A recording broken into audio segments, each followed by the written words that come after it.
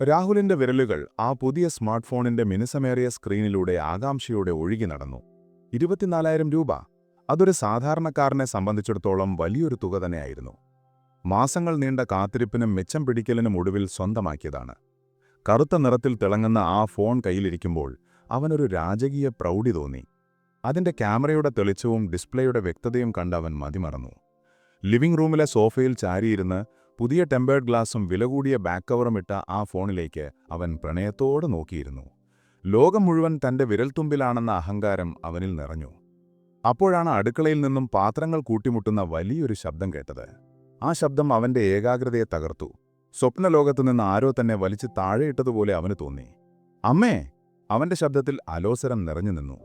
ഒന്ന് സൂക്ഷിച്ച് നടന്നൂടെ? എപ്പോഴും എന്തിനാണിങ്ങനെ പാത്രങ്ങളിട്ട് ഉരുട്ടുന്നത്? മനുഷ്യന് സമാധാനമായിട്ടൊന്ന് ഇരിക്കാനും സമ്മതിക്കില്ലേ? രാഹുൽ ഫോണിൽ നിന്ന് കണ്ണെടുക്കാതെയാണ് വിളിച്ചു പറഞ്ഞത്. അവന്റെ നെറ്റിയിൽ നീരസത്തിന്റെ വരകൾ തെളിഞ്ഞു. അടുക്കളയിൽ നിന്ന് സാരിത്തുമ്പിൽ നനഞ്ഞ കൈകൾ തുടച്ചുകൊണ്ട് അമ്മ പതിയെ ഉമ്മറത്തേക്ക് വന്നു. നരച്ചു തുടങ്ങിയ മുടിയും കാലത്തിന്റെ കയ്യൊപ്പ് ചാർത്തിയ ചുളിവുകൾ വീണ മുഖവും തിമിരം പടർന്നു തുടങ്ങിയ മങ്ങിയ കണ്ണുകളും ആ വാർദ്ധക്യത്തെ എടുത്തു കാണിക്കുന്നുണ്ടായിരുന്നു. നടക്കുമ്പോൾ അമ്മയുടെ കാലുകൾ തറയിൽ ഉറയ്ക്കാതെ ചെറുതായി വേച്ചു പോകുന്നുണ്ടായിരുന്നു. ഓരോ ചൂടും അവർ വളരെ സൂക്ഷിച്ചാണ് വയ്ക്കുന്നത്. അല്ല മോനെ, കണ്ണിനാകെ ഒരു മങ്ങൽ. ഉച്ചയ്ക്ക് മരുന്നൊഴിക്കാൻ മറന്നുപോയി. കയ്യിൽ നിന്ന് അറിയാതെ തെന്നിയതാ, അമ്മ കുറ്റബോധത്തോടെ പതിഞ്ഞ സ്വരത്തിൽ പറഞ്ഞു. ആ ശബ്ദത്തിൽ മകനെ ശല്യപ്പെടുത്തിയതിലുള്ള ഭയം നിഴലിച്ചിരുന്നു. എപ്പോഴും ഓരോ ഒഴുകഴുകൾ, രാഹുൽ പിറുപിറുത്തു. അവൻ അമ്മയുടെ മുഖത്തേക്ക് നോക്കാൻ പോലും കൂട്ടാക്കാതെ വീണ്ടും ഫോണിലേക്ക് ശ്രദ്ധ കേന്ദ്രീകരിച്ചു. മരുന്നൊഴിക്കാൻ മറന്നു, കണ്ണു കാണില്ല. ഇതെത്ര നാളായി കേൾക്കുന്നു? കുറച്ചുകൂടി ശ്രദ്ധിച്ചൂടെ? അമ്മയപ്പൻ മരിച്ചിട്ട് വർഷങ്ങളായി. അമ്മയുടെ ഈ സാന്നിധ്യം പലപ്പോഴും തന്റെ സ്വാതന്ത്ര്യത്തിനൊരു തടസ്സമായാണോ രാഹുലിന് തോന്നിയിരുന്നത്? അറിയില്ല. ജോലിസ്ഥലത്തെ തിരക്കുകളും സമ്മർദ്ദങ്ങളും കഴിഞ്ഞ് വീട്ടിലെത്തുമ്പോൾ ആഗ്രഹിക്കുന്നത് നിശബ്ദതയാണ്. എന്നാൽ അമ്മയുടെ ചുമയും പാത്രങ്ങൾ വീഴുന്ന ശബ്ദവും ഇടയ്ക്കിടെയുള്ള ചോദ്യങ്ങളും അവനെ അസ്വസ്ഥനാക്കി. ഭാര്യ ലക്ഷ്മി പലപ്പോഴും പറയാറുണ്ട്, അമ്മയൊന്ന് ശ്രദ്ധിക്കൂ, ആ പാവത്തിന് വേറെ ആരാ ഉള്ളത് എന്ന്. പക്ഷേ തിരക്കുകൾക്കിടയിൽ അമ്മ ഒരു ബാധ്യതയായി മാറുന്ന നിമിഷങ്ങളായിരുന്നു അവന് കൂടുതലും. അമ്മയുടെ സ്നേഹം പോലും പലപ്പോഴും ഒരു ശല്യമായാണ് അവന് അനുഭവപ്പെട്ടത്. സന്ധ്യ മയങ്ങിത്തുടങ്ങിയിരുന്നു. ഓഫീസിലെ കടുത്ത ജോലിഭാരവും ട്രാഫിക്കിലെ തിരക്കും കഴിഞ്ഞ് രാഹുൽ വീട്ടിലെത്തിയത് വല്ലാത്തൊരു ക്ഷീണത്തോടെയാണ്. ഷർട്ട് അഴിച്ചിട്ട് സോഫയിലേക്ക് അവൻ തളർന്നിരുന്നു. ഫാനിന്റെ കാറ്റ് ദേഹത്ത് തട്ടുമ്പോഴും മനസ്സ് ശാന്തമായിരുന്നില്ല. ആശ്വാസത്തിനായി അവൻ പതിവ് പോലെ തന്റെ പുതിയ ഫോൺ എടുത്തു. സോഷ്യൽ മീഡിയയിലെ വർണ്ണാഭമായ ലോകത്തേക്ക് അവൻ ഊളിയിട്ടു. പുറം ലോകത്തെ തിരക്കുകൾ മറക്കാൻ അവൻ ആ തിളങ്ങുന്ന സ്ക്രീൻ മതിയായിരുന്നു. അടുക്കളയിൽ നിന്നും ചായ തിളയ്ക്കുന്ന മണം വരുന്നുണ്ടായിരുന്നു. മോനെ, ചായ. അമ്മയുടെ ശബ്ദം. പിന്നാലെ മെല്ലെ നടക്കുന്ന കാലൊച്ചകളും. അമ്മ ഒരു കൈകൊണ്ട് സാരിത്തുമ്പ് പിടിച്ചും മറുകൈയിൽ ആവി പറക്കുന്ന ചായക്കൊപ്പയുമായി ഉമ്മറത്തേക്ക് വന്നു. ഹാളിലെ വെളിച്ചം കുറവായിരുന്നു. അമ്മയുടെ കണ്ണടയുടെ ചില്ലുകൾക്ക് കട്ടികൂടിയിട്ടും കാഴ്ചകൾ പലപ്പോഴും അവ്യക്തമായിരുന്നു. സോഫയുടെ അരികിലുള്ള ടീപ്പോയിലേക്ക് ചായ വയ്ക്കാൻ അമ്മ കുനിഞ്ഞു. എന്നാൽ പ്രായത്തിന്റെ അവശതയാൽ അമ്മയുടെ കാലൊന്നും വേച്ചു. വിറച്ചുന്ന കൈകളിലെ ചായക്കൊപ്പ തെന്നിമാറാതിരിക്കാൻ അമ്മ വെപ്രാളത്തിൽ ടീപ്പോയിൽ പിടിക്കാൻ ശ്രമിച്ചു. പക്ഷെ വിധി മറ്റൊന്നായിരുന്നു. ബാലൻസ് കിട്ടാതെ അമ്മയുടെ കൈ സോഫയുടെ കൈപ്പിടിയിൽ വെച്ചിരുന്ന രാഹുലിന്റെ ഫോണിൽ തട്ടി. ടാഡ്! ആ ശബ്ദം ആ മുറിയിലെ നിശബ്ദതയെ കീറിമുറിച്ചു. രാഹുലിന്റെ ഹൃദയം ഒരു നിമിഷം നിലച്ചുപോയി. അവൻ ഞെട്ടിത്തരിച്ചു നോക്കുമ്പോൾ കണ്ടത് തന്റെ ജീവനേക്കാൾ വിലപിടിപ്പുള്ള ഫോൺ കറങ്ങിത്തിരിഞ്ഞ് ടൈൽസ് പാകിയ തറയിലേക്ക് മുഖമടിച്ചു വീഴുന്നതാണ്. അയ്യോ! അമ്മയുടെ വായിൽ നിന്ന് ഒരു നിലവിളി ഉയർന്നു. രാഹുൽ ചാടി എഴുന്നേറ്റ് വിറയ്ക്കുന്ന കൈകളോടെ ഫോൺ എടുത്തു. അത് തിരിച്ചിട്ടപ്പോൾ അവന്റെ അവസാന പ്രതീക്ഷയും അസ്തമിച്ചു. മിനുസമേറിയ ആ ഡിസ്പ്ലേയിൽ ഒരു വമ്പൻ ചിലന്തിവല പോലെ പൊട്ടലുകൾ പടർന്നിരുന്നു. സ്ക്രീൻ വിറച്ചുകൊണ്ട് പല നിറകളിൽ മിന്നിമറയുന്നുണ്ടായിരുന്നു. രാഹുലിന്റെ മുഖം ചുവന്നു തുടുത്തു. ഓഫീസിലെ ദേഷ്യവും ക്ഷീണവും നഷ്ടബോധവും എല്ലാം കൂടി ഒരു അഗ്നിപർവ്വതം പോലെ അവനിൽ പൊട്ടിത്തെറിച്ചു. അവൻ അമ്മയുടെ നേരെ തിരിഞ്ഞു. എന്താ മനുഷ്യപ്പറ്റെ നിങ്ങളീ കാണിച്ചത്? അവന്റെ ശബ്ദം വീടാകെ മുഴങ്ങി. തൊണ്ടയിലെ ഞരമ്പുകൾ വലിഞ്ഞു മുറുകി. അമ്മ ഭയന്ന് പിന്നോട്ടു മാറി. വിറയ്ക്കുന്ന കൈകൾ മാറോടടുപ്പിച്ചു. നിങ്ങൾക്ക് കണ്ണു കണ്ടൂടെ? വയ്യെങ്കിൽ പിന്നെ ഒരിടത്ത് അടങ്ങിയിരുന്നൂടെ? ഇതിനെത്ര രൂപയാണെന്നറിയാമോ? 24,000 രൂപ. എന്റെ ചോര നീരാക്കി ഉണ്ടാക്കിയ പണമാണ്. അത് നിങ്ങൾ ഒറ്റ നിമിഷം കൊണ്ട് നശിപ്പിച്ചു. രാഹുൽ ഫോൺ ഉയർത്തി കാണിച്ചു. അവന്റെ കണ്ണുകളിൽ അമ്മയോടുള്ള സ്നേഹത്തിന് പകരം വെറുപ്പായിരുന്നു ആ നിമിഷം. വയസ്സായില്ലേ? നടക്കാൻ വയ്യെങ്കിൽ പിന്നെ എന്തിനാണ് ഇങ്ങോട്ട് കെട്ടിയെടുത്തത്? വേലക്കാരിയെ കൊണ്ടെടുപ്പിക്കാമായിരുന്നില്ലേ? വാക്കുകൾ, ഓരോ വാക്കും മൂർച്ചയേറിയ അമ്പുകൾ പോലെ അമ്മയുടെ നെഞ്ചിൽ തറച്ചു. ശാരീരികമായ വേദനയേക്കാൾ വലുതായിരുന്നു മകൻ നൽകിയ ആ മാനസിക ആഘാതം. അമ്മ ഒന്നും മിണ്ടിയില്ല. മറുപടി പറയാൻ ആ നാവുകൾക്ക് ശക്തിയില്ലായിരുന്നു. ചുളിവ് വീണ കവിളുകളിലൂടെ കണ്ണീർച്ചാലുകൾ ഒഴുകി. അവർ കുട്ടവാളിയെപ്പോലെ തലകുനിച്ചു നിന്നു. ഞാൻ അറിഞ്ഞില്ല മോനെ. എന്റെ കൈ. അമ്മയുടെ ശബ്ദം ഇടറി. മതി, ഇനിയൊരു ന്യായീകരണവും എനിക്ക് കേൾക്കണ്ട. എന്റെ കണ്ണുന്നിൽ നിന്ന് പോയിക്കോണം. എനിക്ക് നിങ്ങളെ കാണുന്നതേ ദേഷ്യമാണ്, രാഹുൽ ആക്രസിച്ചു. അവൻ ഫോണുമെടുത്ത് ആണികൊണ്ട് മുറിയിലേക്ക് നടന്നു. വാതിൽ ശക്തിയായി കൊട്ടിയടച്ചു. ആ ശബ്ദം അമ്മയുടെ ഹൃദയത്തിലാണ് ചെന്നുകൊണ്ടത്. താൻ വളർത്തി വലുതാക്കിയ മകൻ തനിക്കിപ്പോൾ അപരിചിതൻ പോലെ തോന്നിയും അമ്മയ്ക്ക് തോന്നി. മുറിയിലെ ഫാനിന്റെ മൂളൽ മാത്രം ബാക്കിയായി. അമ്മ സാരിത്തുമ്പിൽ മുഖം പൊത്തി ചുമരുപിടിച്ച് മെല്ലെ തന്റെ മുറിയിലേക്ക് നടന്നു. രാത്രിയായിട്ടും ആ വീട്ടിലെ വെളിച്ചം മങ്ങിത്തന്നെ നിന്നു. സാധാരണ ടിവിയുടെയും സംസാരത്തിന്റെയും ശബ്ദങ്ങൾ നിറഞ്ഞു നിൽക്കാറുള്ള ആ വീട്ടിൽ അന്ന് ശ്വാസം മുട്ടിക്കുന്ന നിശബ്ദത തളംകെട്ട് നിന്നു. അടുക്കളയിൽ പാത്രങ്ങളുടെ ശബ്ദം കേട്ടില്ല. ആരും ഒന്നും മിണ്ടിയില്ല. രാഹുൽ തന്റെ മുറിയിലെ കട്ടിലിൽ മലർന്നു കിടക്കുകയായിരുന്നു. തകർന്ന ഫോൺ തൊട്ടടുത്ത് വെച്ചിട്ടുണ്ട്. ഇടയ്ക്കിടെ അതിലേക്ക് നോക്കുമ്പോൾ ദേഷ്യം വീണ്ടും ഇറച്ചുകയറും. എല്ലാം നശിപ്പിച്ചു, എന്റെ സമാധാനം കളയാൻ അവൻ പല്ലിറുമി. മനസാക്ഷിയുടെ ഒരു കോണിൽ അമ്മയല്ലേ എന്നൊരു ചോദ്യം ഉയർന്നുണ്ടായിരുന്നെങ്കിലും നഷ്ടബോധം അതിനെ അടിച്ചമർത്തി.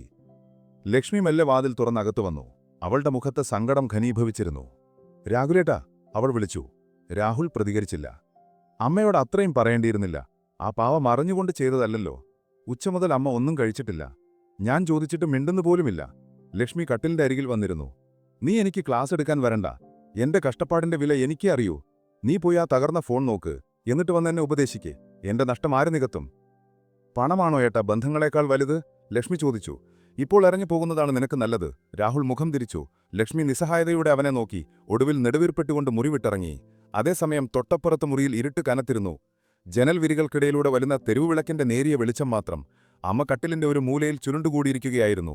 വിശപ്പ് ആമാശയത്തെ കാർന്നു തിന്നുന്നുണ്ടായിരുന്നെങ്കിലും തൊണ്ടയിൽ കുരുങ്ങിയ സങ്കടം കാരണം ഒരിറക്ക് വെള്ളം പോലും അറക്കാൻ അവർക്ക് കഴിയുന്നില്ല.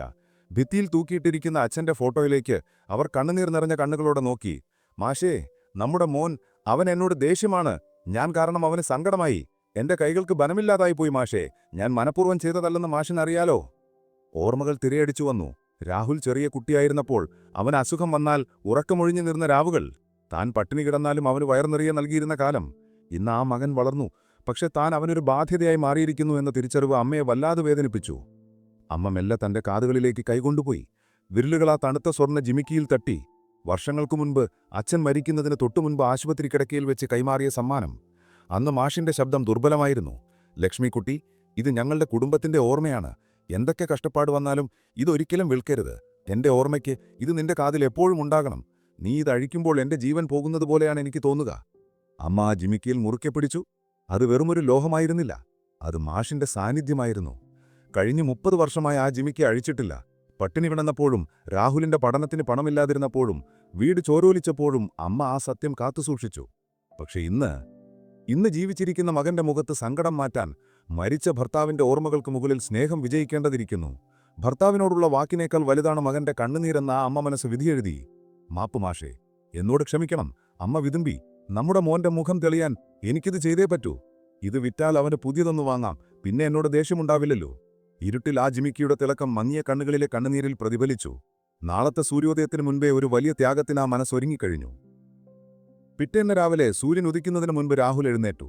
അവന്റെ മുഖത്ത് തലേന്നത്തെ ദേഷ്യത്തിന്റെ നിഴലുകൾ ഇപ്പോഴും മാഞ്ഞിരുന്നില്ല. കുളിച്ചൊരുങ്ങി അവൻ വേഗത്തിൽ ഓഫീസിലേക്ക് പോകാൻ തയ്യാറായി. ഊണുമേശയിൽ വിളമ്പിയ കാപ്പി അവൻ മൗനമായി കുടിച്ചു. തൊട്ടപ്പുറത്ത് അമ്മയുടെ മുറിയുടെ വാതിൽ പാതി തുറന്നു കിടക്കുകയായിരുന്നു. അങ്ങോട്ടൊന്നും നോക്കാൻ പോലും അവൻ കൂട്ടാക്കിയില്ല. ഞാൻ ഇറങ്ങുന്നു, അവൻ പറഞ്ഞു. അമ്മയോടൊന്ന് യാത്ര പറഞ്ഞൂടെ? ഇന്നലെ ഒന്നും കഴിച്ചിട്ടില്ല, ലക്ഷ്മി അപേക്ഷാസ്വരത്തിൽ ചോദിച്ചു.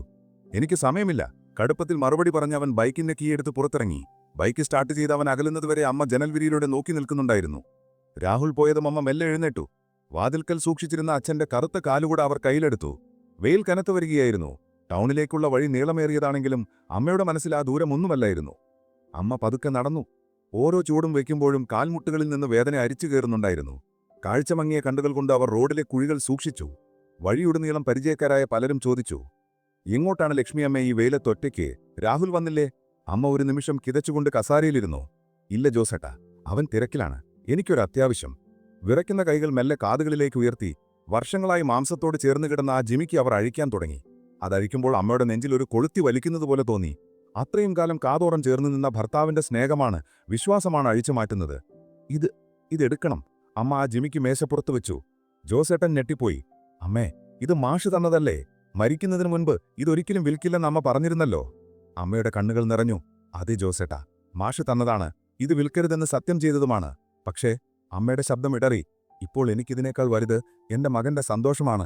എന്റെ കൈതൊട്ടി അവന്റെ വിലപിടിപ്പുള്ള ഫോൺ പൊട്ടിപ്പോയി. അവന് സങ്കടമാണ്. മരിച്ചവർക്ക് നൽകിയ വാക്കിനേക്കാൾ ജീവിച്ചിരിക്കുന്നവർക്ക് നൽകേണ്ട സമാധാനമല്ലേ വലുത്? അമ്മയുടെ വാക്കുകൾക്ക് മുന്നിൽ ജോസേട്ടൻ നിശബ്ദനായി. അദ്ദേഹം അത് ത്രാസിലിട്ട് തൂക്കി പണം എണ്ണി തിട്ടപ്പെടുത്തി അമ്മയുടെ കയ്യിൽ വെച്ചുകൊടുക്കുമ്പോൾ അദ്ദേഹത്തിന്റെ കണ്ണുകളും ഈറനണിഞ്ഞിരുന്നു. പണം സാരിത്തുമ്പിൽ മുറുക്കെ കെട്ടുമ്പോൾ അമ്മയുടെ കാതുകൾക്കൊരു വല്ലാത്ത ഭാരക്കുറവ് അനുഭവപ്പെട്ടു. ശൂന്യതയുടെ ഭാരം.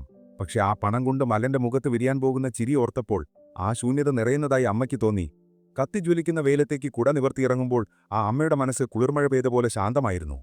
ഉച്ചവെയിൽ ചാഞ്ഞു തുടങ്ങിയിരുന്നു. മുറ്റത്തെ മാവിൻ കൊമ്പിലെ ഇലകൾ കാറ്റിലുലയുന്ന ശബ്ദം മാത്രം കേൾക്കാം. ലക്ഷ്മി ഉമ്മറത്തെ പടിയിലിരുന്ന് അരി പാറ്റുകയായിരുന്നു. അവളുടെ മനസ്സ് നിറയെ രാഘുലേട്ടന്റെ ദേഷ്യവും ഒന്നും കഴിക്കാതെ കിടക്കുന്ന അമ്മയുടെ സങ്കടവുമായിരുന്നു. വീട്ടിന് വല്ലാത്തൊരു മൂകതയുണ്ട്. അപ്പോഴാണ് ഗേറ്റ് തുറക്കുന്ന ശബ്ദം കേട്ടത്. ലക്ഷ്മി തല ഉയർത്തി നോക്കി. അമ്മ വരുന്നു. കറുത്ത കാലുകൂടെ മടക്കി പിടിച്ചും വെയിലുകൊണ്ട് വാടിയ മുഖവുമായി. സാരിയുടെ അറ്റത്ത് പൊടി പുരണ്ടിട്ടുണ്ട്. അമ്മയുടെ നടപ്പിൽ വല്ലാത്തൊരു ക്ഷീണം പ്രകടമായിരുന്നു. വെയിലത്ത് നടന്നതിന്റെ വേർപ്പു തുള്ളികൾ നെറ്റിയിൽ തിളങ്ങിക്കൊണ്ടിരുന്നു. അമ്മേ, എവിടെ പോയതാ ഈ വെയിലത്ത്? ഞാൻ മുറിയിൽ നോക്കിയപ്പോൾ കണ്ടില്ലല്ലോ. ലക്ഷ്മി വേഗം എഴുന്നേറ്റ് അമ്മയുടെ അടുത്തേക്ക് ചെന്നു. കയ്യിൽ നിന്ന് കുട വാങ്ങി തിണ്ണയിൽ വെച്ചു. അമ്മയൊന്നും മിണ്ടിയില്ല. ഒരു തളർന്ന ചിരി മാത്രം നൽകി. അകത്തെ മുറിയിലേക്ക് നടന്നു. ഫാനിന്റെ സ്വിച്ചിട്ടു. കസേരയിലിരുന്നൊന്ന് നെടുവേർപ്പെട്ടു. ശ്വാസമെടുക്കാൻ അമ്മ നന്നേ പാടുപെടുന്നുണ്ടായിരുന്നു. അമ്മേ, ആകെ വേർത്തിട്ടുണ്ടല്ലോ. ഞാൻ കുറച്ച് വെള്ളമെടുക്കട്ടെ? ലക്ഷ്മി ചോദിച്ചു. വേണ്ട മോളെ, നീ ഇങ്ങോട്ട് വന്നേ. അമ്മ ലക്ഷ്മിയെ അടുത്തേക്ക് വിളിച്ചു. സാരിയുടെ മടക്കിൽ ഭദ്രമായി സൂക്ഷിച്ചിരുന്ന ആ കവർ അമ്മ പുറത്തെടുത്തു. വിറയ്ക്കുന്ന കൈകളോടെ അത് ലക്ഷ്മിയുടെ നേരെ നീട്ടി. അമ്മയുടെ കൈകൾക്ക് വല്ലാത്ത തണുപ്പുണ്ടായിരുന്നു. ഇതെന്താ അമ്മേ? ലക്ഷ്മി അത്ഭുതത്തോടെ ആ കവർ വാങ്ങി. ഇത് രാഹുലിന് കൊടുക്കണം. അമ്മയുടെ ശബ്ദം നേർത്തതായിരുന്നു. പക്ഷെ അതിൽ വലിയൊരു തീരുമാനത്തിന്റെ ഉറപ്പുണ്ടായിരുന്നു. അവന്റെ ഫോൺ എന്റെ കൈ തട്ടി പൊട്ടിയതല്ലേ? അവന് പുതിയതൊന്നു വാങ്ങാൻ. അത്രയും പണം ഇതിലുണ്ട്. ലക്ഷ്മി ആ കവർ തുറന്നു നോക്കി. അതിനുള്ളിലെ നോട്ടുകെട്ടുകൾ കണ്ട് അവളുടെ കണ്ണുകൾ വിടർന്നു. അവൾ ഞെട്ടലോടെ അമ്മയെ നോക്കി. അമ്മേ, ഇത്രയും പണം ഇതെവിടുന്ന് കിട്ടി? അമ്മ ആരോട് ചോദിച്ചു? മാധവൻ മാഷിനോട് വല്ലതും? ലക്ഷ്മിയുടെ ശബ്ദത്തിൽ പരിഭ്രമം നിറഞ്ഞു. അമ്മ വേഗം അവളുടെ വായ പൊത്തി. ഷ്, ഒച്ച വയ്ക്കല്ലേ. അതൊന്നും നീ ചോദിക്കണ്ട. ആരോടും പറയുകയും വേണ്ട. പക്ഷേ അമ്മേ, രാഹുലേക്കൻ ചോദിച്ചാൽ ഞാൻ എന്തു പറയും? എനിക്ക് വേറെ ആരുമില്ല മോളെ. എന്റെ മോൻ സങ്കടപ്പെടുന്നത് കാണാൻ എനിക്ക് വയ്യ. നീ ഇത് അവന് കൊടുക്കുമ്പോൾ പറയണം, ഇത് നിന്റെ കയ്യിലുണ്ടായിരുന്ന സമ്പാദ്യമാണെന്ന്. ചിട്ടുപിടിച്ചതോ മറ്റോ ആണെന്ന് പറഞ്ഞാൽ മതി. ഞാൻ തന്നതാണെന്നറിഞ്ഞാൽ ചിലപ്പോൾ അവൻ വാങ്ങില്ല. അവൻ എന്നോട് ദേഷ്യമല്ലേ? അമ്മയുടെ കണ്ണുകൾ നിറഞ്ഞു. ലക്ഷ്മിക്ക് എന്തു പറയണമെന്നറിയില്ലായിരുന്നു. അമ്മയുടെ സ്നേഹത്തിനു മുന്നിൽ അവൾ തോറ്റുപോയി. ആ പണത്തിന് അമ്മയുടെ വിയർപ്പിന്റെയും കണ്ണുനീരിന്റെയും ഗന്ധമുണ്ടായിരുന്നു. അമ്മേ, അമ്മ എന്തിനാ ഈ വയസ്സുകാലത്ത്?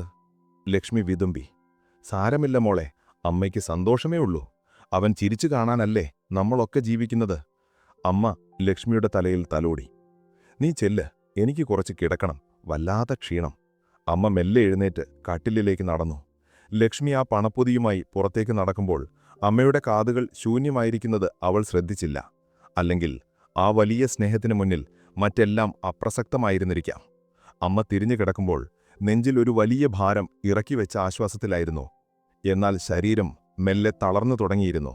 അതൊരു വലിയ യാത്രയ്ക്കുള്ള തയ്യാറെടുപ്പായിരുന്നോ എന്ന് ആരും അറിഞ്ഞില്ല. രാത്രി വല്ലാതെ കറുത്തിരുന്നു. ജനാലകൾക്കപ്പുറം ചീവീടുകളുടെ കരച്ചിൽ മാത്രം. രാഹുൽ ഓഫീസിൽ നിന്ന് വന്ന് പതിവ് പോലെ ടിവിയുടെ മുന്നിൽ ഇരിക്കുകയായിരുന്നു. അമ്മയെക്കുറിച്ചോ പൊട്ടിയ ഫോണിനെക്കുറിച്ചോ അവൻ മിണ്ടിയില്ല. എന്നാൽ ആ വീട്ടിന്റെ അന്തരീക്ഷത്തിൽ എന്തോ ഒരു അസ്വാഭാവികത തങ്ങി നിൽക്കുന്നതായി അവന് തോന്നി. രാഹുലേട്ടാ, അത്താഴം കഴിക്കാൻ സമയമായി. അമ്മയൊന്ന് വിളിക്കാമോ? അടുക്കളയിൽ നിന്ന് ലക്ഷ്മി വിളിച്ചു പറഞ്ഞു. നീ തന്നെ വിളിക്ക്, എനിക്ക് വയ്യ, രാഹുൽ മടിയോടെ പറഞ്ഞു. ലക്ഷ്മി നെടുവീർപ്പിട്ടുകൊണ്ട് അമ്മയുടെ മുറിയിലേക്ക് നടന്നു. വാതിൽ ചാരിയ നിലയിലായിരുന്നു. അമ്മേ, ചോറുണ്ണാൻ വരുന്നില്ലേ? ഉച്ചയ്ക്കും ഒന്നും കഴിച്ചില്ലല്ലോ. മറുപടിയില്ല. ലക്ഷ്മി വാതിൽ തള്ളി തുറന്നു. അകത്തെ അരണ്ട വെളിച്ചത്തിൽ അമ്മ കട്ടിലിൽ കിടക്കുന്നത് കണ്ടു. പക്ഷെ ആ കിടപ്പിൽ എന്തോ പന്തികേടുണ്ടായിരുന്നു. ലക്ഷ്മി അടുത്തേക്ക് ചെന്നു. അമ്മേ. അമ്മയുടെ നെഞ്ചിൽ കൈ അമർത്തി പിടിച്ചിരിക്കുന്നു. വായ തുറന്ന് ശ്വാസം കിട്ടാതെ പിടയുകയാണമ്മ. മുഖം വിയർപ്പിൽ കുളിച്ചിരിക്കുന്നു. കണ്ണുകൾ മുകളിലേക്ക് മറിതിരിക്കുന്നു. അയ്യോ അമ്മേ! ലക്ഷ്മിയുടെ ആർത്തനാദം ആ വീട്ടിന്റെ നിശബ്ദതയെ കീറിമുറിച്ചു. ലിവിംഗ് റൂമിലിരുന്ന രാഹുൽ ഞെട്ടിത്തെറിച്ചു. ടിവി റിമോട്ട് താഴെ വീണു. രാഹുലേട്ടാ, ഓടി വരണേ, അമ്മയ്ക്ക് എന്തോ പറ്റിയേ. രാഹുൽ കുതിച്ചെത്തി. മുറിയിലെ കാഴ്ച കണ്ട് അവൻ തറഞ്ഞുപോയി. അമ്മയുടെ ശരീരം വില്ലുപോലെ വളയുന്നു. ശ്വാസത്തിനായി ആ പാവം കഷ്ടപ്പെടുകയാണ്. അമ്മേ! രാഹുൽ അമ്മയുടെ അരികിലേക്ക് ചാടി വീണു. അവൻ അമ്മയുടെ തല ഉയർത്തി മടിയിൽ വെച്ചു. എന്താ അമ്മേ പറ്റിയത്? അമ്മ അവനെ നോക്കാൻ ശ്രമിച്ചു. ആ കണ്ണുകളിൽ ഭയമായിരുന്നില്ല, മറിച്ച് അവസാനമായി മകനെ കണ്ട ആശ്വാസമായിരുന്നു. ചുണ്ടുകൾ എന്തോ പറയാൻ അനങ്ങി, പക്ഷേ ശബ്ദം പുറത്തു വന്നില്ല. ലക്ഷ്മി, വേഗം കുറച്ച് വെള്ളമെടുക്ക്! രാഹുൽ അലറി. അവന്റെ കൈകൾ വിറയ്ക്കുന്നുണ്ടായിരുന്നു. അമ്മയുടെ ശരീരം തണുത്തു തുടങ്ങി. അപ്പോഴേക്കും ബഹളം കേട്ട് അയൽവാസിയായ മാധവൻ മാഷും ഓടിക്കൂടിയിരുന്നു. രാഹുലേ, നിൽക്കല്ലേ, വേഗം വണ്ടിയെടുക്ക്, ആശുപത്രിയിൽ പോണം! രാഹുൽ അമ്മയെ കോറിയെടുത്തു. ആ ശരീരത്തിന് ഇത്ര ഭാരക്കുറവോ എന്ന് അവൻ അത്ഭുതപ്പെട്ടു. ഒരു തൂവൽ പോലെ അമ്മ അവന്റെ കൈകളിൽ കടന്നു. കാറിന്റെ പിൻസീറ്റിൽ ലക്ഷ്മിയുടെ മടിയിൽ അമ്മയെ കിടത്തി. രാഹുൽ ഡ്രൈവിംഗ് സീറ്റിലേക്ക് ചാടിക്കയറി. മാധവൻ മാഷ് മുൻസീറ്റിലിരുന്നു. കാർ ചീറിപ്പാഞ്ഞു. രാഹുൽ ഇടയ്ക്കിടെ റിയർവ്യൂ മിററിലൂടെ പിന്നിലേക്ക് നോക്കി. ലക്ഷ്മി അമ്മയുടെ നെഞ്ചിൽ തടവിക്കൊണ്ടിരുന്നു. അമ്മേ, ഒന്നുമില്ല, നമ്മൾ ഇപ്പോൾ എത്തും. ലക്ഷ്മി കരയുന്നുണ്ടായിരുന്നു. അമ്മേ, കണ്ണു തുറക്കമ്മേ!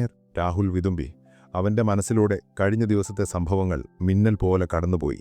പൊട്ടിയ ഫോൺ, തന്റെ ആക്രോശം, അമ്മയുടെ നിറഞ്ഞ കണ്ണുകൾ. ദൈവമേ, എന്റെ അമ്മയ്ക്കൊന്നും വരുത്തല്ലേ! ഞാൻ മാപ്പ് ചോദിച്ചില്ല, ഒന്നും മിണ്ടിയില്ല, അവൻ പ്രാർത്ഥിച്ചു. പക്ഷേ ആശുപത്രിയുടെ ഗേറ്റ് കടക്കുമ്പോഴേക്കും പിന്നിലെ സീറ്റിൽ നിന്ന് രാഹുലിന്റെ ഉച്ചത്തിലുള്ള കരച്ചിൽ ഉയർന്നു. രാഹുലേട്ടാ, അമ്മ അനങ്ങുന്നില്ല! രാഹുൽ സഡൻ ബ്രേക്കിട്ടു. കാർ നിന്നു. അവൻ പിന്നിലേക്ക് തിരിഞ്ഞു. അമ്മയുടെ കൈ ലക്ഷ്മിയുടെ കയ്യിൽ നിന്ന് ഊർന്ന് താഴേക്ക് വീണു. ആ കണ്ണുകൾ പകുതി തുറന്ന നിലയിലായിരുന്നു. ആശുപത്രിയുടെ വെളിച്ചത്തിൽ ആ മുഖം ശാന്തമായി ഉറങ്ങുന്നതുപോലെ തോന്നി. സ്ട്രെച്ചറുമായി വാർഡ് ബോയ്മാർ ഓടിയെത്തി. അമ്മയെ എമർജൻസി റൂമിലേക്ക് മാറ്റി. ഡോക്ടർമാർ ഓടിക്കൂടി.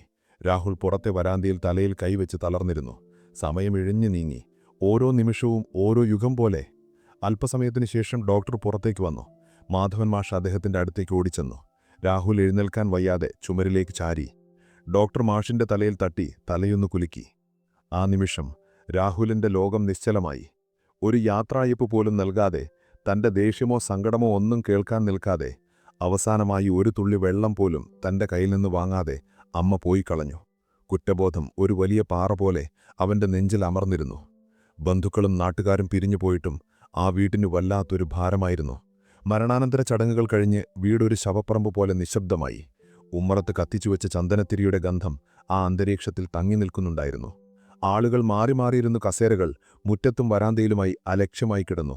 വെറും നിലത്തു വിരിച്ച പായയിലിരുന്നു മടുത്ത ലക്ഷ്മി അടുക്കളയുടെ മൂലയിൽ തളർന്നിരിക്കുന്നു. രാഹുൽ അമ്മയുടെ മുറിയിൽ കയറി. ആ മുറിയിൽ അമ്മയുടെ ഗന്ധം അപ്പോഴും തങ്ങി നിൽക്കുന്നുണ്ടായിരുന്നു. വിക്സിന്റെയും പഴയ തുണികളുടെയും കലർന്ന ഒരു പ്രത്യേക ഗന്ധം. അവൻ വാതിൽ ചാരി. ആ ഒഴിഞ്ഞുകിടക്കുന്ന കട്ടിലിലേക്ക് നോക്കിയപ്പോൾ അവന്റെ നെഞ്ചു പിടഞ്ഞു. ആ പായയിലും തലയണയിലും അമ്മയുടെ ഉടലിന്റെ അടയാളങ്ങൾ ഇപ്പോഴും മാഞ്ഞിട്ടില്ലായിരുന്നു. രാഹുൽ ആ കട്ടിലിലിരുന്നു. അമ്മയുടെ തലയണയെടുത്ത് അവൻ മടിയിൽ വെച്ചു. അതിൽ വിരൽ കൊണ്ട് തലോടി. മേശപ്പുറത്ത് അമ്മയുടെ കണ്ണട ഇരിക്കുന്നുണ്ടായിരുന്നു. അതിന്റെ ഒരു വശം നൂലുകൊണ്ട് കെട്ടിവച്ചിരിക്കുന്നു. പുതിയ ഫോൺ വാങ്ങാൻ 24,000 രൂപ മുടക്കിയ താൻ അമ്മയുടെ കണ്ണടയുടെ ഫ്രെയിം മാറ്റിക്കൊടുക്കാൻ 100 രൂപ ചിലവാക്കില്ലല്ലോ എന്ന ഓർമ്മ അവനെ കുത്തി നോവിച്ചു. എന്നെ കാണുന്നതേ ദേഷ്യമാണ് എന്നു പറഞ്ഞ സ്വന്തം ശബ്ദം അവന്റെ ചെവിയിൽ മുഴങ്ങിക്കൊണ്ടിരുന്നു. അതായിരുന്നു അമ്മയോട് താൻ അവസാനമായി പറഞ്ഞ വാക്കുകൾ. മാപ്പ് ചോദിക്കാൻ പോലും ഒരവസരം തരാതെ, ഒരു തുള്ളി വെള്ളം പോലും തന്റെ കയ്യിൽ നിന്ന് വാങ്ങാതെ അമ്മ പോയി കളഞ്ഞു. കുറ്റബോധം ഒരു വലിയ പാറ പോലെ അവന്റെ നെഞ്ചിൽ അമർന്നിരുന്നു. അമ്മേ, ഞാൻ... അവൻ തലയിണയിൽ മുഖമമർത്തി തേങ്ങി. അപ്പോഴാണ് വാതിൽ മെല്ലെ തുറന്നത്. ലക്ഷ്മി അകത്തേക്ക് വന്നു. അവളുടെ കണ്ണുകൾ കരഞ്ഞു കലങ്ങി വീങ്ങിയിരിക്കുന്നു. കയ്യിൽ അമ്മ ഏൽപ്പിച്ച ആ കവർ അവൾ മുറുകെ പിടിച്ചിരുന്നു. നടക്കുമ്പോൾ അവളുടെ കാലുകൾ വിറയ്ക്കുന്നുണ്ടായിരുന്നു. രാഹുലേട്ടാ, അവൾ വിറയ്ക്കുന്ന ശബ്ദത്തിൽ വിളിച്ചു. രാഹുൽ തല ഉയർത്തി നോക്കി. അവന്റെ കണ്ണുകൾ ശൂന്യമായിരുന്നു. ജീവനില്ലാത്തൊരു നോട്ടം. ലക്ഷ്മി മെല്ലെ അടുത്തേക്ക് വന്നു. കരച്ചിൽ അടക്കാൻ പാടുപെട്ടുകൊണ്ട് അവൾ പറഞ്ഞു, ഇത് ഏട്ടനെ ഏൽപ്പിക്കാൻ എനിക്ക് പേടിയായിരുന്നു. പക്ഷേ എനിക്കിത് ഇനിയും വെച്ചുകൊണ്ടിരിക്കാൻ വയ്യ. ഇത് അമ്മ ഏൽപ്പിച്ചതാണ്. രാഹുൽ വിറയ്ക്കുന്ന കൈകളോടെ ആ കവർ തുറന്നു. അതിനുള്ളിലെ നോട്ടുകെട്ടുകൾ കണ്ട് അവൻ അമ്പരന്നു. ഇത്രയും പണം അമ്മയ്ക്കിവിടുന്ന്? പെൻഷൻ കിട്ടിയ പൈസയാണോ, അതോ ചിട്ടിയോ? അമ്മ ഇതെല്ലാം എന്തിനാണ് സൂക്ഷിച്ചു വെച്ചത്? കവറിനുള്ളിൽ നിന്ന് മടക്കിവെച്ച ഒരു കടലാസ് കഷണം താഴേക്ക് വീണു. രാഹുൽ കുനിഞ്ഞ് അതെടുത്തു. അതൊരു ബില്ലായിരുന്നു. ടൗണിലെ പഴയ ജ്വല്ലറിയിൽ നിന്നുള്ള ബില്ല്. രാഹുൽ അത് നിവർത്തി വായിച്ചു. അക്ഷരങ്ങൾ അവന്റെ കണ്ണിനു മുന്നിൽ മങ്ങി. ഒരു ജോഡി പഴയ സ്വർണ്ണ ജിമിറ്റി വിറ്റ വകയിൽ. തൂക്കം 8 ഗ്രാം. തുക 42,000 രൂപ. തീയതി ഇന്നലെ. സമയം ഉച്ചയ്ക്ക് 12:30. രാഹുലിന്റെ ഉള്ളിലൂടെ ഒരു മിന്നൽ പിണർ കടന്നുപോയി. അവൻ വിശ്വാസം വരാതെ ആ ബില്ലിലേക്കും ലക്ഷ്മിയിലേക്കും മാറി മാറി നോക്കി. ഇത് അമ്മയുടെ... അവന്റെ തൊണ്ടയിടറി, വാക്കുകൾ പുറത്തുവരാൻ മടിച്ചു. അതേ രാഹുലേട്ടാ, ലക്ഷ്മി പൊട്ടിക്കരഞ്ഞുകൊണ്ട് പറഞ്ഞു. ഏട്ടന്റെ ഫോൺ പൊട്ടിയതിന് ഏട്ടൻ വഴക്കു പറഞ്ഞില്ലേ? ഇതിന്റെ വില അറിയാമോ എന്ന് ചോദിച്ചില്ലേ? പുതിയ ഫോൺ വാങ്ങാൻ പണം തരണമെന്ന് അമ്മയ്ക്ക് നിർബന്ധമായിരുന്നു. അച്ഛൻ മരിക്കുമ്പോൾ കൊടുത്ത ആ ജിമിക്കി അതൊരിക്കലും വിൽക്കില്ലെന്ന് അമ്മ ശപഥം ചെയ്തിരുന്നതാണ്. മരിക്കുന്നവരെ അത് കാതിലുണ്ടാകുമെന്ന് അച്ഛന് വാക്കു കൊടുത്തിരുന്നതാണ്. പക്ഷേ ഏട്ടന്റെ സങ്കടം മാറ്റാൻ അമ്മ അതും വിറ്റു. രാഹുൽ തരിച്ചുപോയി. അവൻ വേച്ചു ഭിത്തിയിലെ അമ്മയുടെ ഫോട്ടോയിലേക്കടുത്തു. ആ ഫോട്ടോയിൽ അമ്മ ചിരിച്ചു നിൽക്കുന്നു. കാതുകളിൽ തിളങ്ങുന്ന ആ ജിമിക്കി, അച്ഛന്റെ സ്നേഹത്തിന്റെ അവസാന അടയാളം. പെട്ടെന്ന് വെള്ള പുതപ്പിച്ച് കടത്തിയ അമ്മയുടെ മുഖം അവന്റെ ഓർമ്മയിലേക്ക് ഓടിയെത്തി. ചന്ദനത്തിരിയുടെ പുകയ്ക്കിടയിലൂടെ അവസാനമായി കണ്ട ആ മുഖം. അപ്പോഴാ കാതുകൾ. അയ്യോ! രാഹുൽ ഞെട്ടലോടെ സ്വന്തം തലയിൽ കൈവച്ചു. ആ കാതുകൾ ശൂന്യമായിരുന്നു. അനാഥമായ ആ കാതുകളിലെ ദ്വാരങ്ങൾ മാത്രം ബാക്കിയുണ്ടായിരുന്നു. താനത് ശ്രദ്ധിച്ചില്ലല്ലോ. അവസാനമായി അമ്മയെ ഒരു നോക്ക് കണ്ടപ്പോൾ പോലും താനത് കണ്ടില്ലല്ലോ. അമ്മയുടെ കാതുകൾ വെറുമയായി കിടക്കുന്നത് കാണാൻ അച്ഛൻ എത്ര സങ്കടപ്പെട്ടിട്ടുണ്ടാകും. മകൻ കാരണം ഭർത്താവിന് നൽകിയ വാക്കുപോലും തെറ്റിച്ച അമ്മ. സ്വന്തം മരണം മുന്നിൽ കണ്ടിട്ടും ശരീരം തളർന്നിട്ടും മകന്റെ സന്തോഷത്തിനായി ആ ഉച്ചവെയിലത്ത് കിലോമീറ്ററുകൾ നടന്ന അമ്മ. ആ വിയർപ്പിന്റെ വിലയാണ് തന്റെ കയ്യിലിരിക്കുന്ന ഈ നോട്ടുകെട്ടുകൾ. ഫോൺ പൊട്ടിയപ്പോൾ താൻ പറഞ്ഞ വാക്കുകൾ ഓരോന്നും അവനെ തിരിഞ്ഞുകുത്തി. ഇതിന്റെ വില അറിയാമോ എന്ന് ചോദിച്ചപ്പോൾ തന്റെ ജീവനേക്കാൾ വിലയുള്ള നിധിയാണ് അമ്മ വിറ്റതെന്ന് അവൻ അറിഞ്ഞില്ല. അമ്മേ! രാഹുലിന്റെ നിലവിളി ആ മുറിയുടെ ചുവരുകൾക്കുള്ളിൽ തട്ടി പ്രതിധ്വനിച്ചു. അത് വെറുമൊരു കരച്ചിലായിരുന്നില്ല, ഉള്ളൊരുകുന്ന പശ്ചാത്താപത്തിന്റെ അലർച്ചയായിരുന്നു. അവൻ ആ കട്ടിലിലേക്ക് വീണു. അമ്മ കിടന്ന ആ പായിൽ, അമ്മയുടെ ഗന്ധമുള്ള ആ തലയണയിൽ മുഖമർത്തി അവൻ അലറിക്കരഞ്ഞു. എനിക്ക് വേണ്ട, എനിക്ക് ഫോൺ വേണ്ട, എനിക്കെന്റെ അമ്മയെ മതി. തിരിച്ചുവാ അമ്മേ, ഞാനൊന്നും അറിഞ്ഞില്ലല്ലോ. രാഹുലിന്റെ കരച്ചിൽ കണ്ടു നിൽക്കാനാവാതെ ലക്ഷ്മിയും വാതിൽക്കലിരുന്ന് തേങ്ങി. ആ മുറിയിലെ വായുവിന് പോലും ഭാരമുണ്ടായിരുന്നു. പുറത്ത് ഇരുട്ട് കനത്തുവരികയായിരുന്നു. വൈകിപ്പോയിരുന്നു, എല്ലാം വൈകിപ്പോയിരുന്നു. സ്നേഹിക്കാൻ മറന്നുപോയ മകനെ അമ്മ ബാക്കിയാക്കിപ്പോയത് ഒരു പിടി നോവുകളും ഒരിക്കലും മായാത്ത സ്നേഹത്തിന്റെ തെളിവുമായിരുന്നു. അടുത്ത നിമിഷം രാഹുലിന് അവിടെ നിൽക്കാനായില്ല. ആ മുറിയുടെ ചുവരുകൾ തന്നെ ശ്വാസം മുട്ടിക്കുന്നതുപോലെ അവന് തോന്നി. അമ്മയുടെ വിയർപ്പിന്റെ ഗന്ധമുള്ള ആ നോട്ടുകെട്ടുകൾ പോക്കറ്റിലേക്ക് കുത്തിത്തിരുകി അവൻ പുറത്തേക്ക് പാഞ്ഞു. രാഹുലേട്ടാ, ഈ രാത്രി എങ്ങോട്ടാ? ലക്ഷ്മിയുടെ വിളി അവൻ കേട്ടില്ല. അവൻ ബൈക്കിൽ ചാടിക്കയറി കലി പിടിച്ചവനെപ്പോലെ കിക്ക് സ്റ്റാർട്ട് ചെയ്തു. രാത്രിയുടെ വിജനതയിലേക്ക് ബൈക്ക് പാഞ്ഞുപോയി. റോഡിലെ തെരുവുവിളക്കുകൾ പിന്നിലേക്ക് പാഞ്ഞുമാറി. അവന്റെ കണ്ണുകൾ നിറഞ്ഞൊഴുകുന്നതുകൊണ്ട് കാഴ്ച വ്യക്തമായിരുന്നില്ല. കാറ്റിൽ അവന്റെ കണ്ണുനീർ ഉണങ്ങിപ്പോയി. അമ്മയുടെ അസാന്നിധ്യത്തെക്കാൾ അവനെ പൊള്ളിച്ചത് ആ ജിമിക്കിയുടെ അഭാവമായിരുന്നു. അമ്മയുടെ ആത്മാവ് പണത്തിനു വേണ്ടി വിൽക്കപ്പെട്ടതുപോലെ ഒരു അനുഭവം.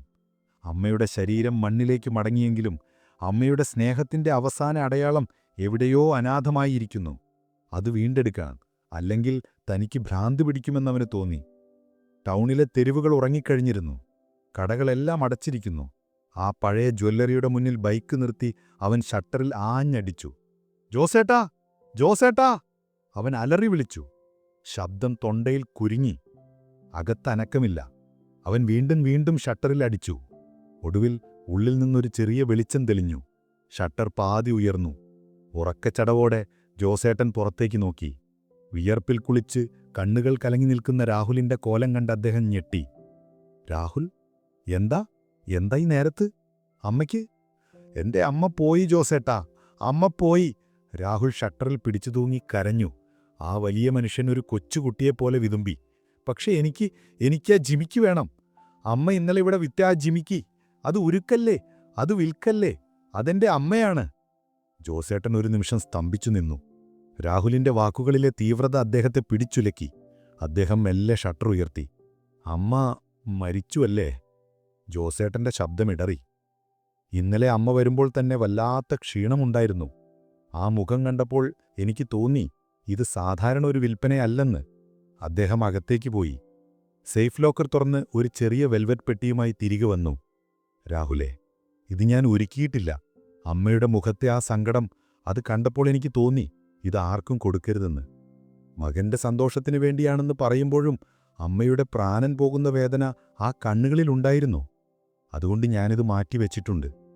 അദ്ദേഹം ആ പെട്ടി തുറന്നു. മങ്ങിയ വെളിച്ചത്തിൽ ആ പഴയ സ്വർണ്ണ ജിമിക്കി തിളങ്ങി. അമ്മയുടെ കാതുകളിൽ എന്നും കണ്ടിരുന്ന അച്ഛന്റെ സ്നേഹത്തിന്റെ അടയാളം. അതിൽ അമ്മയുടെ ഗന്ധം ഇപ്പോഴും ബാക്കിയുണ്ടെന്ന് രാഹുലിന് തോന്നി.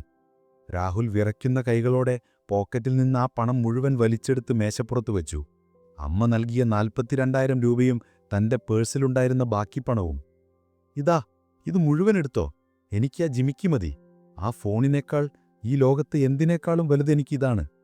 ജോസേട്ടൻ ആ ജിമിക്കി രാഹുലിന്റെ കൈവെള്ളയിൽ വെച്ചുകൊടുത്തു. ആ ലോകത്തിന് തണുപ്പായിരുന്നു. പക്ഷേ രാഹുലിന്റെ കൈകൾ പൊള്ളുന്നതുപോലെ തോന്നി. അത് വെറുമൊരു ആഭരണമായിരുന്നില്ല, അമ്മയുടെ ജീവനും സ്നേഹവും ത്യാഗവുമായിരുന്നു. ആ ജിമിക്ക് നെഞ്ചോട് ചേർത്ത് പിടിച്ച് ആ വിജനമായ തെരുവിൽ അടഞ്ഞ കടയുടെ മുന്നിൽ മുട്ടുകുത്തിയിരുന്ന് രാഹുൽ പൊട്ടിക്കരഞ്ഞു. ആകാശത്തോളം വളർന്ന കുറ്റബോധം ഒരു പെരുമഴയായി പെയ്തിറങ്ങുകയായിരുന്നു. കടന്നുപോയ 1-2 വഴിയാത്രക്കാർ ആ കാഴ്ച കണ്ട് അമ്പരന്നു. ഒരു മകൻ നഷ്ടപ്പെട്ട സ്വർണത്തേക്കാൾ വിലപിടിപ്പുള്ള മറ്റെന്തോ ഒന്ന് തിരിച്ചുപിടിച്ച ആശ്വാസത്തിലും അത് നൽകിയയാൾ ഇനിയൊരിക്കലും തിരിച്ചുവരില്ലെന്ന വേദനയിലും ഉരുകുകയായിരുന്നു. രാഹുൽ തിരികെ വീട്ടിലെത്തി. വീട് നിശബ്ദമാണ്. അവൻ നേരെ അമ്മയുടെ മുറിയിലേക്ക് നടന്നു. ഭിത്തിയിൽ ചിരിച്ചു നിൽക്കുന്ന അച്ഛന്റെ ഫോട്ടോ. അതിന് താഴെ മേശപ്പുറത്ത് അമ്മയുടെ ഒരു ചെറിയ ഫോട്ടോയും വെച്ചിരുന്നു. രാഹുൽ ആ ജിമിക്കി വിറയ്ക്കുന്ന കൈകളോടെ അച്ഛന്റെയും അമ്മയുടെയും ഫോട്ടോയ്ക്ക് നടുവിലായി ഭദ്രമായി വെച്ചു. മാപ്പ്, എന്നോട് ക്ഷമിക്കണം, അവൻ മന്ത്രിച്ചു. അവന്റെ കണ്ണുനീർത്തുള്ളികൾ ആ ജിമിക്കിയിൽ വീണ് തിളങ്ങി. ആ ജിമിക്കി അവിടെ ഇരിക്കുമ്പോൾ അമ്മയുടെ അദൃശ്യമായ സാന്നിധ്യം തന്നെ അനുഗ്രഹിക്കുന്നതായി അവന് തോന്നി. മുറിയുടെ ഒരു മൂലയിൽ സ്ക്രീൻ തകർന്നു വികൃതമായ ആ വിലകൂടിയ ഫോൺ അനാഥമായി കിടക്കുകയായിരുന്നു. ഒരു കാലത്ത് താൻ അഭിമാനത്തോടെ കൊണ്ടുനടന്ന അമ്മയേക്കാൾ വിലമതിച്ച ആ വസ്തു ഇപ്പോൾ അത് വെറുമൊരു പാഴ്വസ്തുവായി തന്റെ അഹങ്കാരത്തിന്റെ സ്മാരകമായി അവന് തോന്നി. രാഹുൽ ആ ഫോൺ എടുത്ത് ദൂരേക്ക് വലിച്ചെറിഞ്ഞു. എന്നിട്ട് അമ്മയുടെ ഫോട്ടോയ്ക്ക് മുന്നിൽ കൈകൂപ്പിയിരുന്നു. പുറത്ത് നേരം വെളുത്തു തുടങ്ങിയിരുന്നു. പക്ഷെ രാഹുലിന്റെ മനസ്സ് ഇപ്പോഴും ആ പഴയ ഇരുട്ടിൽ നിന്ന് വെളിച്ചത്തിലേക്ക് നടക്കുകയായിരുന്നു. വൈകി വന്ന വസന്തം പോലെ വൈകി മാത്രം അവനറിഞ്ഞ ആ സ്നേഹം ഒരു തീരാനൊമ്പരമായി, എന്നാൽ വഴികാട്ടിയായി ആ മുറിയിൽ ബാക്കിയായി.